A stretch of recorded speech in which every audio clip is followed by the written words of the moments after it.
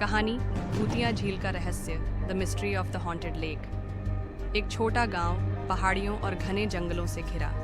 गांव के पास एक झील है जिसे लोग भूतिया झील कहते हैं। आदि 12 साल का जिज्ञासु लड़का, साहसी और होशियार है। आदि की 10 साल की बहन सिया, डरपोक लेकिन बुद्धिमान। बच्चों की दादी जो भूतिया झील की कहानियां सुनाती है।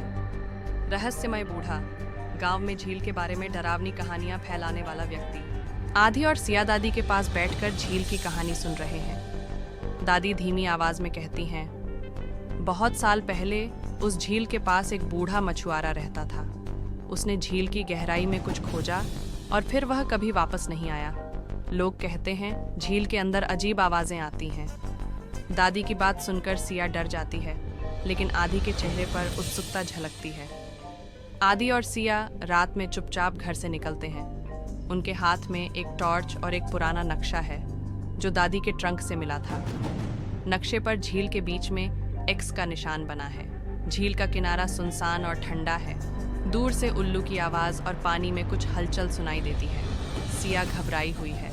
आदि, हमें वापस चलना चाहिए। सिया, बस थोड़ी देर, मुझे कुछ देखना है। झील के पास उन्हें एक बूढ़ा आदमी दिखता है जिसकी आंखें अजीब चमकती हैं।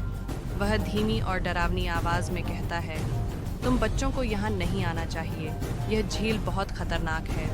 आदि हिम्मत करके पूछता है, आप कौन हैं? यहाँ क्या छिपा है?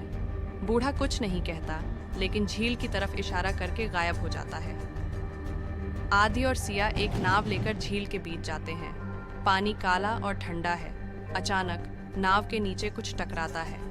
आदि, हमें वापस चलना चाहिए, सिया चीखती है, लेकिन आदि आगे बढ़ता है। झील के बीच पहुंचने पर नक्शे पर बने एक्स के निशान के पास एक बड़ा बुलबुला पानी से उठता है।